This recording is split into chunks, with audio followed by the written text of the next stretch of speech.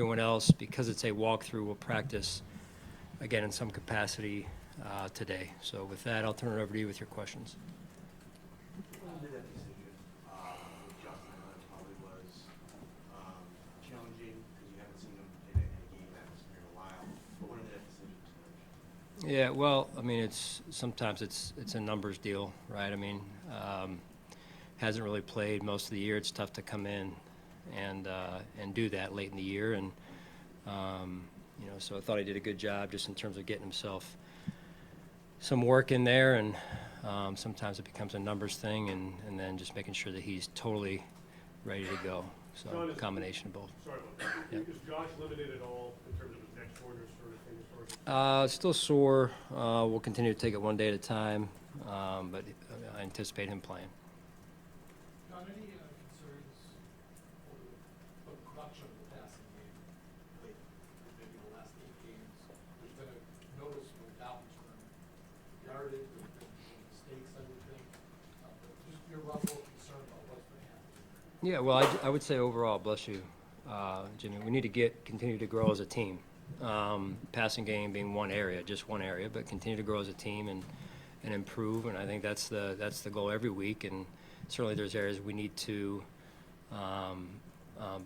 obviously spotlight and put our focus on and that's one of them. There have been no good drops.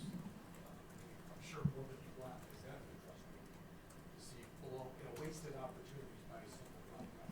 Yeah, fundamentals overall are going to be a big part in winning games and or not winning games in that case. So it's a point of emphasis for us week to week, day to day, and it's going to continue to be. We've got to be fundamentally strong in what we're doing and how we're doing it. When it comes to passing, Excuse me. focusing on Steph, and I know you say you're not aware of him being injured and it's situational, but as Joe Brady said on Monday, if Steph is a point of emphasis and he is a point of emphasis, why do the numbers don't reflect that?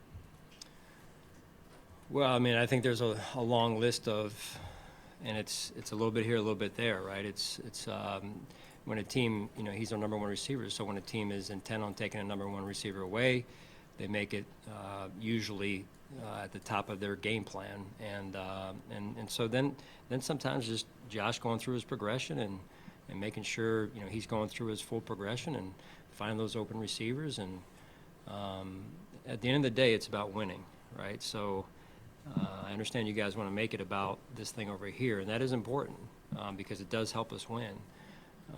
At the same time, it's about making sure we're going with the ball where we need to go with the ball, and then we're moving the chains and scoring points. So that's the goal. And just as a follow-up, how has Steph handled that? Just the drop in production? Yeah, he's been Not much of a competitor he is. No, he's been a true pro. He's been a true pro, and that's much appreciated. And that's not easy when you're a receiver, whether you're Steph or any receiver for that matter, who's gotten to this level. They're used to catching balls, and so we'll continue to work, continue to improve, as I said, in all areas, and that's the focus today. John, just one follow to that. Is there something different that's happening? Because, I mean, he's faced that type of coverage for the balance of the time he's been with the Bills and as productive as he and Josh have been together. What within that dynamic has changed maybe to kind of limit his numbers and where he's at? It's probably a better question for the defenses we faced, Adam. I think there's like I said, it's when you're on a team and there's a system and people say, hey, this is what we need to do, and then there's things that copy, defenses that copy that, and so on and so forth. So, it's just us continuing to find our rhythm each game, and we take it on a one game at a time basis. Talked to you last week about this week with the Steelers being clinched the playoff berth on Saturday. How do you handle that? Did you watch that game? Did you pay attention to it? Yeah, I won't watch it. We were solely focused on our level of play in the Miami Dolphins. Coach, with Vic Fangio's defense, Yeah. Seems to take away the easy answers, like most defenses do, but forces quarterbacks to be patient. How big a challenge is that? The stakes are large. This guy's forcing you to kind of hold your water a little bit. What's the challenge? Yeah, I believe Vic's, one of the top defensive coordinators and play callers in the NFL. He's been doing it for years, even before he became head coach in Denver. And as I've said before, I have a lot of respect for Coach Fangio and his knowledge of the game, his wisdom. He does a great job on that side of the ball, and they've got a very good defense and making sure they make you work for things. And I think that's a big piece of being a good defense. Don, do you think your pass defense right now, or do you think you played the best you've played all year, and you have the hope that's going to certainly test that? Do you Yeah. think right now that the whole unit is playing as well as it's playing all year? It's a 1 week at a time league, Sal. So I think they're doing a really good job of communicating and being on the same page. And I think that's really where it starts. So the quality of the play usually is congruent with that communication and them executing on the same page there. So I think we'll continue to take it 1 week at a time. And to this point, I think that they've done a nice job, and we've tried to. It's important that you can play good pass defense in this league, and I think that's important with the quality of the quarterbacks we face week in and week out. On that same note, what's allowed Rasul to fit in so quickly and so well the way that he has? And is that common that you see a player come over mid-season and step right in the way that he has? And Yeah. Well, I would say for Rasul and LJ, both, their personalities they help with that, the way that they're just naturally gifted in that way with some just of that it factor.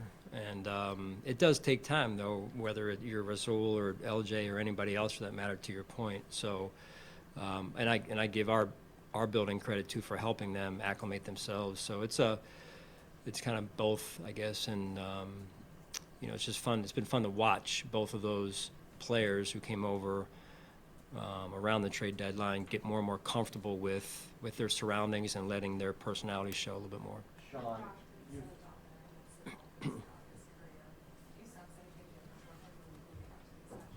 No, it's he's solely focused on whatever that game is, and this game with the Dolphins, and that's where he needs to be focused this week. And what's happened in the past is in the past, and this game will stand alone.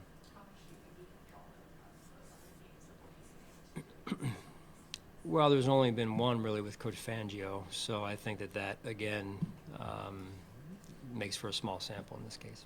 Sean, Jordan and Micah were with you 7 years ago when you went to Miami and Yeah. ended the drought. Played a lot of football for you. They hurt. You had them back together last week. I know it's probably take up a lot of your time to summarize what they've meant for this defense, but if you could, Yeah. how do you? Great question. Yeah, we need about an hour to talk about it. I'm just biased probably, but I just feel so indebted to those guys coming in 7 years ago, as you said, and the work that they've done, work that they've put in that nobody sees, even I don't see sometimes, and how important this team, this organization is to them. And to watch them run out of the tunnel the other day was, along when they grabbed Taryn to run with them, was, I think that just says everything about who they are as people and who they are as professionals, and they've just done a fabulous job. If I knew then that they would go on to do what they've done over those 7 years, we hit the lottery a little bit right there. So. How would you say that they have done this year? Obviously both have dealt with some injuries, Micah most recently. Yeah. Where would you say individually you see them this season?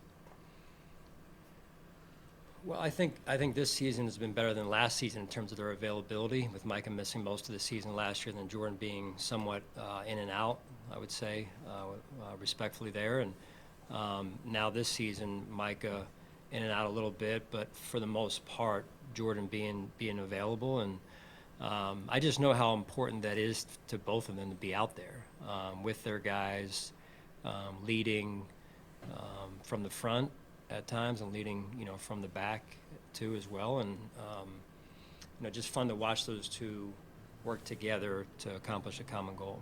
You've referenced in the past how each season reveals itself. And when you look back at the bummer of a game that the Denver game was, what do you make of what this team has shown in responding from what happened, how that game ended? Yeah, they're a resilient group. They really are.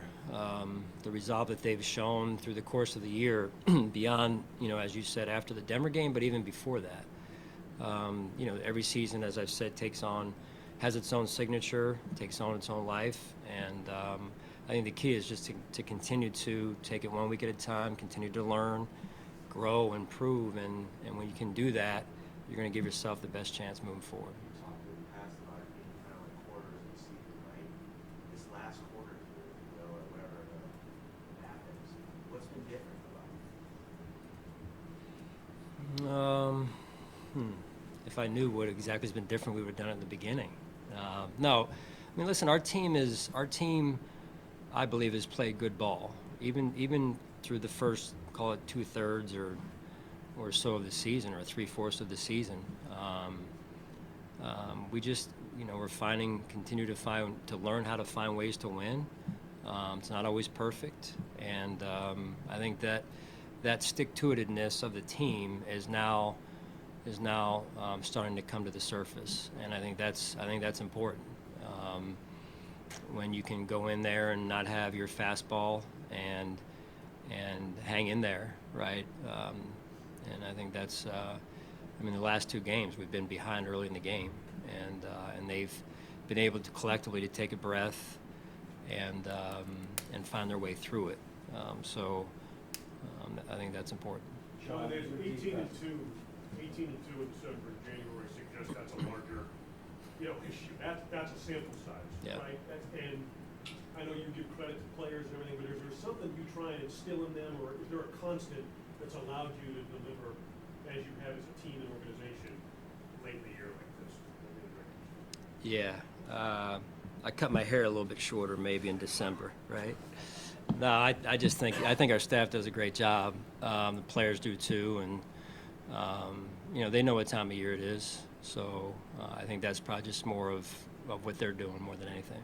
Sean, your defense has faced Tyreek Hill a lot over the last several seasons. He's closing on 30 years old, maybe having his best season of his career. How impressive is it what he's done this season? Yeah, he's unique. I mean, in my 20-some years in the NFL, there's no one else like him that I've seen in terms of what he can do on the field, what he's been able to do this year. And so the utmost respect for his game. Sean, your blitz frequency has been up the last month or so. What makes that style something that fits for your personnel? I think, learning how to blitz is a part of the growth of a defense also. And maybe in years past we weren't a heavy blitz team, and I think that's just a part of being a good defense is you have to know how to blitz and have the details that lead to the execution, and so I've been impressed with how our players have soaked that up in terms of learning that along the journey of the season so far. Is part of that too learning how to scheme a blitz? Because it seems like what you're doing in that part of the game has been more and more creative the further we've gotten into the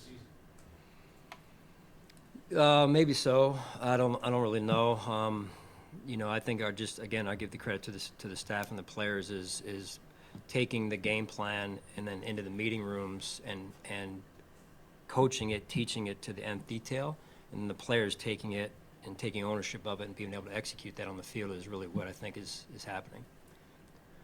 Good. All right. Thanks, guys. Thanks, Tom.